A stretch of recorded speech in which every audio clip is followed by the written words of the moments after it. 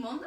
Bonjour. Merci d'être venus si nombreux pour participer à ce cours sur le métier du record manager.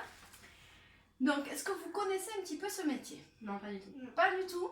Donc, il faut savoir que d'abord, ce métier, il a été créé grâce à une norme ISO, donc la norme ISO, de l'Organisation internationale de normalisation. Et c'est cette norme qui va délimiter les lignes du métier. Donc, cette activité de record manager, elle est apparue dans les années 1914-1918 aux États-Unis. Et en fait, elle permet aux entreprises de gérer leurs documents en respectant une codification dans leur élaboration. Donc, c'est-à-dire que tout le monde met les documents de la même sorte pour ensuite, après, les ranger correctement dans un endroit. Donc, la mission du record manager implique une analyse donc, de l'environnement réglementaire et des activités de son entité afin d'identifier les documents produits relevant de cette définition.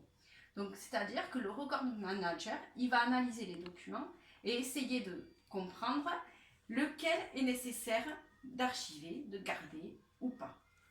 D'accord ?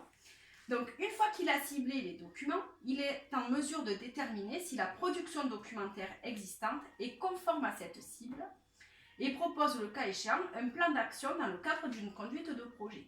Donc, il va dire à son responsable, mais voilà, ce document, on peut le garder, mais il faut faire comme ça, comme ça, comme ça, le mettre là, le mettre sous cette norme et faire en sorte qu'on puisse le garder correctement. Donc, par la suite, une fois qu'il a défini ça, il est le seul habilité à intervenir sur les documents ou les dossiers validés dans le cadre contraint de la charte de production documentaire de son organisme. Donc, il assure l'authenticité, la fiabilité, l'intégrité, l'accessibilité et l'exploitabilité des documents. Donc, une fois que on a décidé que les documents, ils allaient être rangés comme ça, dans cet endroit, de cette manière, il n'y a que lui ensuite qui peut y aller pour les modifier. D'accord ? Donc, par ailleurs, en plus, grâce à ses connaissances archivistiques sur le contexte de production, il contribue à l'amélioration et à l'enrichissement de la qualité des fonds collectés. Donc, l'étape de la sélection qualitative des documents est un exemple de cette complémentarité qui améliore la recherche d'informations du fait de sa vision d'ensemble et de la destination des documents d'activité. Donc, tout simplement, s'il considère qu'on peut améliorer les documents, apporter de nouveaux documents, c'est lui qui va pouvoir dire « Bon, mais ça, j'ai trouvé ça, on peut améliorer comme ça. » Donc, par opposition au métier traditionnel d'archiviste, donc il y a le métier d'archiviste, puis il y a les records managers, il intervient en amont et prend en charge la production documentaire de l'entreprise dans sa globalité. Il fait la production, il fait la communication, la conservation et l'élimination. Donc, il gère des archives dites vivantes ou courantes et intermédiaires, par opposition à celles qui ne le sont plus d'utilité immédiate et transférées dans un dépôt. Donc, l'archiviste, lui, il s'occuperait de documents un petit peu plus anciens qu'on n'a pas besoin de consulter tout le temps. Le records manager, il s'occupe des documents qu'on a besoin tous les jours dans l'entreprise. Donc, c'est un métier qui a énormément évolué grâce à l'archivage électronique et il est obligé donc de développer de nouvelles compétences. Dans le cadre de son métier, donc, le record manager intervient dans des instances de gouvernance de son entité pour qu'elle puisse lui donner les directives à mettre en place. Donc, c'est lui qui relève de la seule responsabilité et donc c'est un véritable manager et également un professeur de l'information de l'infodocumentation. Car c'est lui qui va mettre en place la politique documentaire. Est-ce que pour l'instant, ça vous semble clair? Oui. Oui? Ça va? Très bien. Donc là, moi, je vous ai parlé de record manager. Est-ce que vous connaissez d'autres noms qu'on pourrait lui donner? CDI? Non, alors non, pas trop le CDI. Parce que le CDI, c'est quelqu'un qui va travailler dans un établissement sur des documents littéraires. Alors, on peut l'appeler aussi responsable de la documentation interne ou gestionnaire de documents ou archiviste d'entreprise ou responsable d'archivage. D'accord? Est-ce que vous connaissiez un de ces métiers? Ça vous parlait? Non. Donc, quand on travaille, d'accord, quand on cherche un emploi, on peut consulter ce qu'on appelle une fiche ROM. Donc une fiche ROM, c'est le Pôle emploi qui a créé des fiches métiers où elle explique le métier qu'on a choisi de regarder. D'accord? Donc par exemple, Suani, elle aimerait devenir architecte. Donc, elle peut aller sur le site de Pôle emploi et taper la fiche ROM architecte et regarder le métier. Et puis, ça lui donne toutes les informations nécessaires sur le métier qu'elle a envie de faire. Pour le record manager, c'est pareil, mais il n'y avait pas de fiche ROM. Donc, on a essayé, avec ma collègue Marion, d'en créer une pour que les personnes qui souhaitent s'orienter sur ce métier aient le maximum d'informations possibles. Donc, comme définition, d'accord, sur cette fiche ROM, on pourrait dire que le record manager, c'est un professionnel en sciences de l'information et de la documentation. Il est responsable au sein d'une entité de plusieurs choses, donc de la gestion du contenu, maîtrise du cycle de vie du document ou d'une donnée. Il s'occupe de la documentation produite, donc il établit les process documentaires, c'est ce que je vous disais tout à l'heure. Il décide de comment on va ranger les choses. Il s'occupe de la politique de gestion, donc accessibilité du document ou de la donnée nécessaire à la conduite des activités et à la prévention des risques juridiques et économiques. Et il s'occupe de l'archivage électronique. Donc, il garantit la protection du document ou de la donnée dans son intégrité et sa finalité. Okay. Alors, est-ce que vous savez qu'est-ce qu'il faut faire comme étude si on veut être record manager? Comment ça? Bac plus combien? Bac plus 5. Bac plus 5? Mais bac de quoi? Est-ce que ça vous parle? Ah, littéraire. Tu penses? C'est ça. Est-ce que tu aurais une idée? Non? Donc, selon le Conservatoire des arts et métiers, les formations au métier du record manager relèvent de la famille communication, information et diffusion de la culture scientifique et technique et management et organisation du travail de l'entreprise. D'accord? Donc, c'est un emploi accessible à partir d'un bac de niveau bac plus 2 en sciences de l'information. Donc, tu n'étais pas très loin.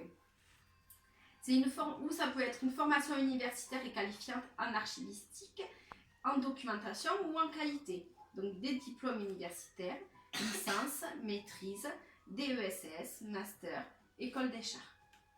Ou on peut y accéder en formation initiale par l'école des bibliothécaires et des documentalistes, par l'Institut national des sciences de l'information et des bibliothèques. Et sinon, on peut aussi y accéder par formation continue avec l'Association des archivistes de France, l'Association des professionnels de l'information et de la documentation, et par le CERDA, c'est une formation pour les professionnels de l'information. Est-ce que ça va pour l'instant? Oui. Oui? Des questions? Très bien.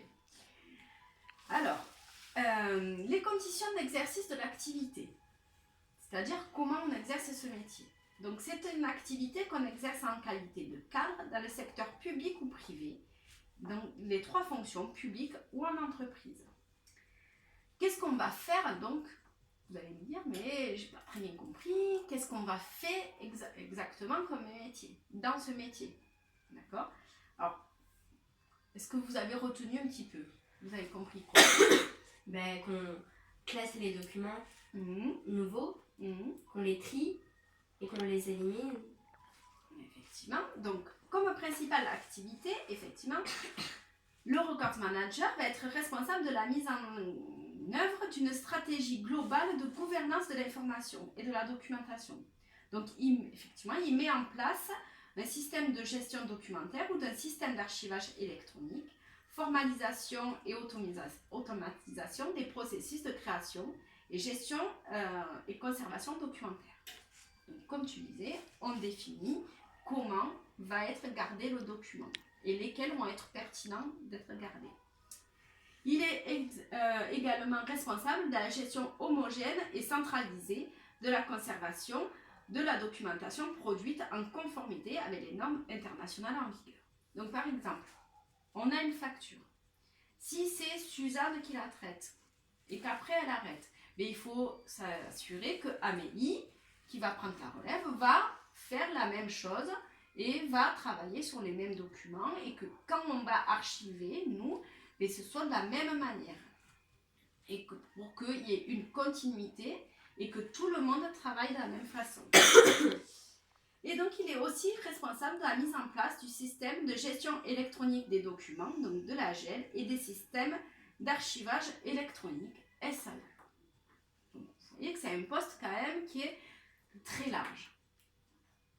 Donc, du coup, il va avoir besoin de compétences diverses. Comme compétences, il faut qu'il fasse preuve, donc le record manager, de capacité d'adaptation et d'un sens aigu du relationnel afin de collaborer avec les différents services de son entité et s'adapter aux différents contextes de travail. S'il va pouvoir travailler avec tous les services, le service production, le service comptabilité, le service facturation, tous les services, il va pouvoir travailler avec. Donc il faut qu'il connaisse un petit peu tout et qu'il sache s'adapter à chaque personne. Ensuite, il faut qu'il puisse faire preuve d'esprit d'analyse afin de décrire et formaliser les processus et activités de l'entité. Donc, il faut qu'il soit capable de bien comprendre chaque activité, ce qu'elle fait, pour pouvoir aller à l'essentiel.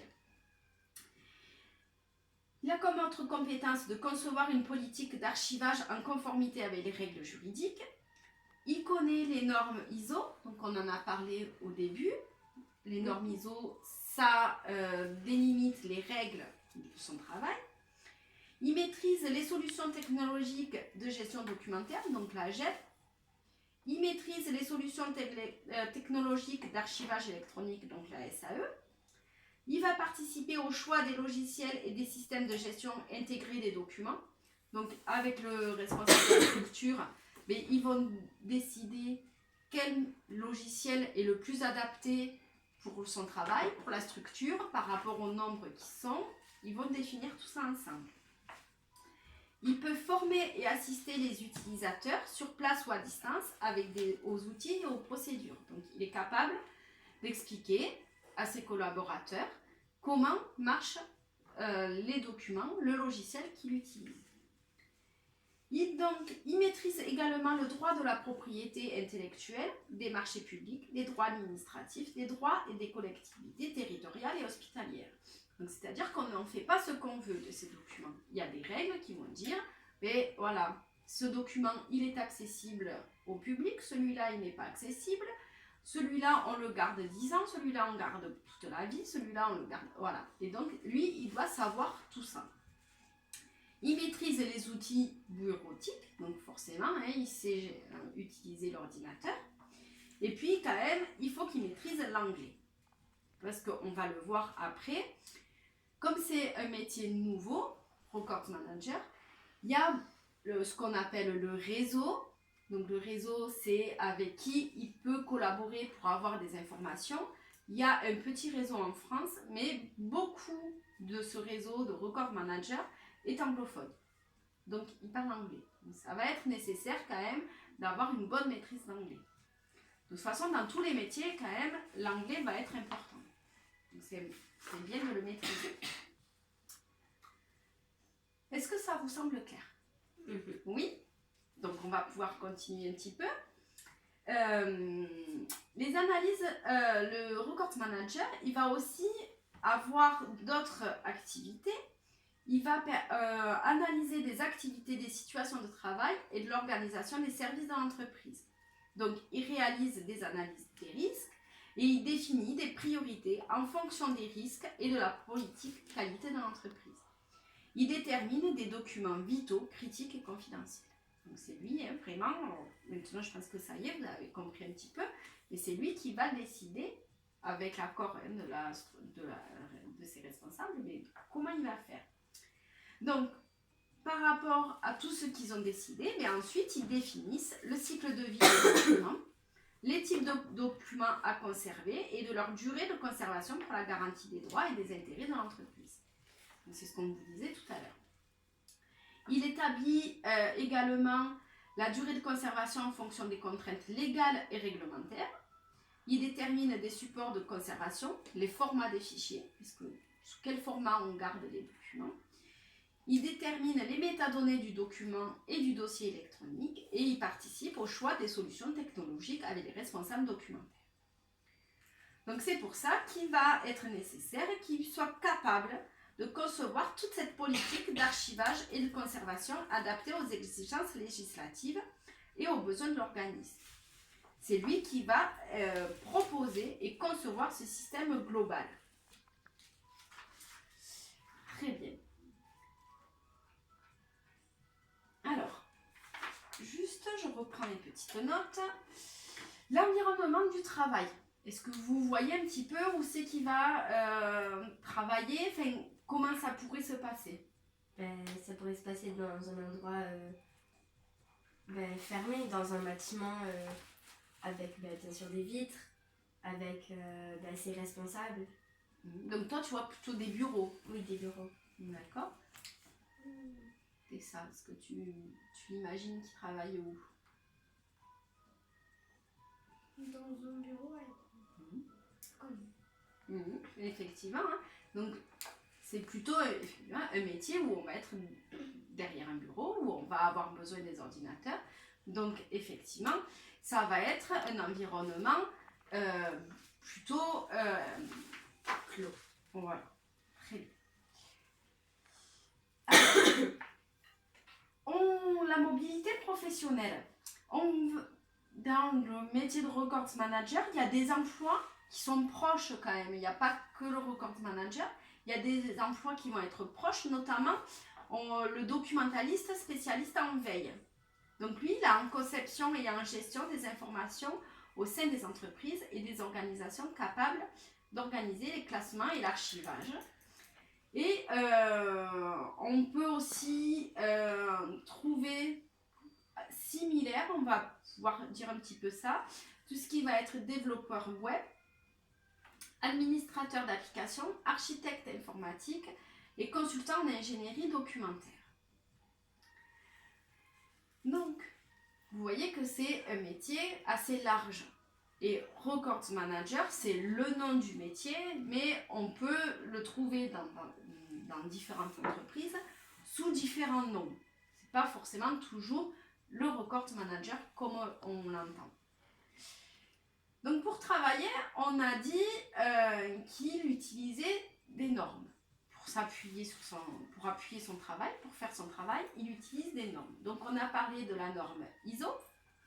Donc ISO, c'est Organisation internationale de normalisation. Mais il va aussi utiliser la norme AFNOR, donc l'Association française de normalisation. Il va aussi pouvoir s'appuyer sur l'ICA, donc c'est le Conseil international des archives. Et puis après, il y a toutes les instances européennes. Donc ces normes, c'est ça qui va lui dire comment s'occuper de ces documents. Comment faire chaque document, comment il le fait, combien de temps, donc ce qu'on parlait un petit peu plus. Tout à l'heure, quand on parlait de l'anglais, qu'il était nécessaire de parler d'anglais, pourquoi je vous ai dit c'est important de parler anglais? parce qu'il y a des gens... Parce que c'est européen. Voilà. Et oui, c'est... Comment ça s'appelle ça s'étend sur toute l'Europe. C'est ça? C'est visiteur dans... Oui, parce qu'effectivement, il y a des gens avec qui il travaille qui parlent anglais. Sa communauté. Donc, la communauté en France, elle est assez petite. Toutefois, quand même, il y a un réseau, il y a un portail officiel avec des affiliations et des associations professionnelles en français. Donc, c'est le portail français du Records Management. Il y a aussi l'association professionnelle de l'information et documentation. Et il y a l'association des archivistes français. Donc, ces trois associations sont affiliées à l'ARMA. C'est une association qui a été créée en 1955 et qui réunit tous les records managers américains et professionnels du monde entier. D'accord? Et donc là, ça permet d'avoir un grand impact. En ce qui concerne le réseau, donc hors de la France, il va y avoir les principales associations. Ça va être le record. Non. Si. C'est bon. Donc, effectivement, on disait que les 3 associations, elles sont affiliées à l'ARMA. Là, ça va permettre au Records Manager de trouver les informations nécessaires et de se tenir à jour des actualités, notamment sur les dispositifs de GED aussi, qui évoluent très rapidement. En plus de ces associations, il a accès à divers supports.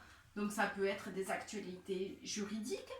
Il peut y avoir plus de l'actualité générale avec des périodiques. Il y a des forums, il y a des blogs, il y a des réseaux sociaux. Donc, il y a beaucoup de choses pour permettre au Records Manager de suivre l'actualité et de suivre les nouveautés de son métier. D'accord. Est-ce que vous avez des questions par rapport à tout ce qu'on a pu voir? Non. Ça va? Ça vous semble clair? Oui.